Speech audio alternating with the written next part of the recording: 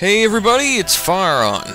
Today we're going to be playing Amy Rose in Sonic the Hedgehog 1. Now, I'll go ahead and say it now, Sonic the Hedgehog 1 was like the very first video game I ever played, and I actually did recordings of it, so that'll probably be posted up on my channel at some point. But first off, we're going to go with Amy Rose, because I'll pretty much admit it right now, I'm an Amy Rose fan. And I absolutely love her classic design. I don't know, I just have a thing for cuties. Especially insane cuties like the evil Amy from the comics. But Amy's gameplay in this is extremely fun. It's not as fast as Sonic, so if you're looking for like a speed adrenaline rush, this isn't probably not the hack for you. But she has a lot of moves to compensate for her lack of the spin attack, which is something that allowed Sonic to basically survive running directly into enemies. You can't really do that in this one. Then again, that doesn't really bother me much, considering my playstyle has never really been about speed, more about just beating the game a little more fully. I'm not really sure how to describe it.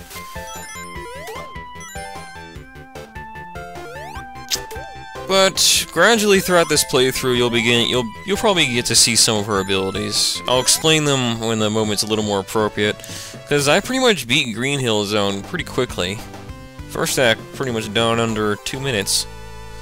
Then again, it is the beginning of the game, so that's kind of expected, and I was taking my time collecting rings so I could get into the special stage.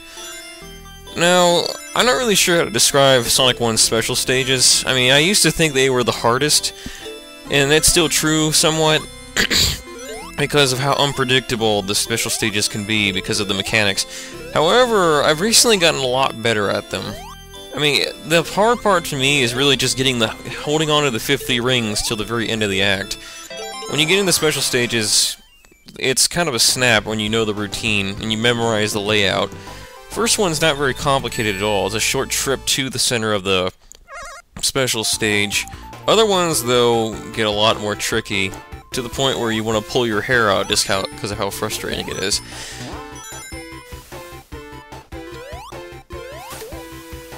Not too much to talk about, necessarily, but I guess I'll go ahead and discuss Amy's abilities. Now, that spin hammer attack you just saw is achieved by basically just being in the air and holding down and pressing the attack button. If she lands on an item, box, or an enemy, she'll basically bounce and she'll still be in that attack position. Plus, it gives her a very wide attack radius. She also has the standard attack, which is standard hammer attack, which is basically just pressing B while in midair or running around, or standing still for that matter. And she can also do a really high jump by while you're standing still, you hold down and you press the B button, or the attack button, I mean, in order to achieve a really high altitude, which allows you to reach areas that Sonic couldn't in the original Sonic the Hedgehog 1. Which is pretty nifty. And then, of course, the last part is the leap, which is, it may seem like not much, but it's actually very useful for bypassing certain areas in the game, with little difficulty, really.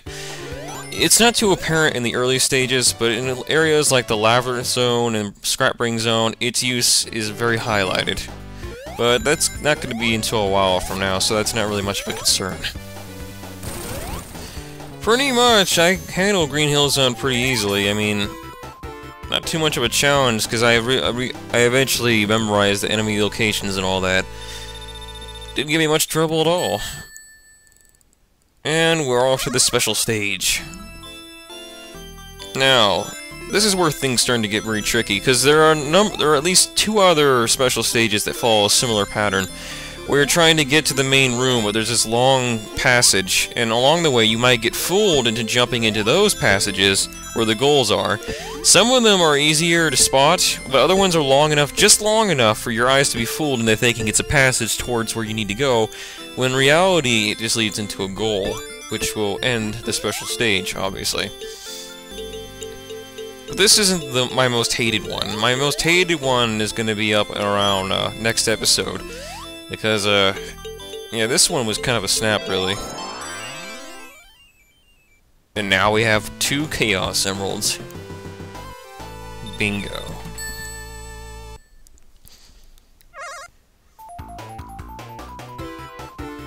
And now we're in Act 3. You know, I often wonder, what was the whole point of the Chaos Emerald's existence in the first Sonic game?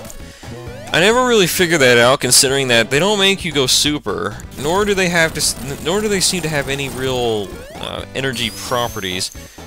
You'll probably understand what I'm getting at when you see the end of the game, but yeah, we'll figure that out later on. That's just something I went. Oh, yeah, that was a mistake. Sometimes the unforgivable vulnerability pose right there just sends you plummeting to your death. Poor Amy. Let's talk about Amy for a bit, since we have some time to kill. I don't know why, but I guess I was always a fan of Amy Rose, even in her newest appearances where everybody seems to hate her guts for being annoying. Well, she may be annoying sometimes. I guess her heart's in the right place, although she could... I think it's just because of how Sega characterized her in the games. In the comics, she seems to have a much more bearable personality, with a lot more deep meaning in it, rather than having very profane reasoning for her wanting to advance on Sonic. Like in Sonic Heroes, her reasoning for fighting him basically was because he refused to marry her, and her whole motivation throughout that game is to marry Sonic. Not to save the world or anything, I mean, she is fighting Eggman's robots and all that, but her whole purpose in that entire game, along with Cream and Big, is just to, like, marry Sonic.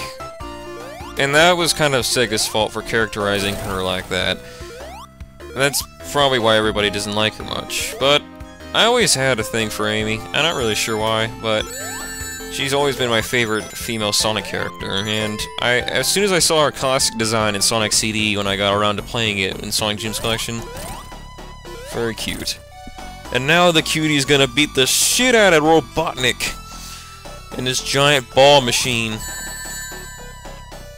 Of course, that is if I don't die first. But then again, why would you die on this boss? This boss is extremely predictable, very easy to kill. There's actually a much more easier way to kill this boss by using the spin hammer attack on his head, where you can just bounce on it continuously till he dies. But I took the longer approach, nothing too taxing, and we beat Green Hill Zone. That's all the time we have for today, folks. Hope you enjoyed this episode. This has been your commentator, Fireon. Sayonara.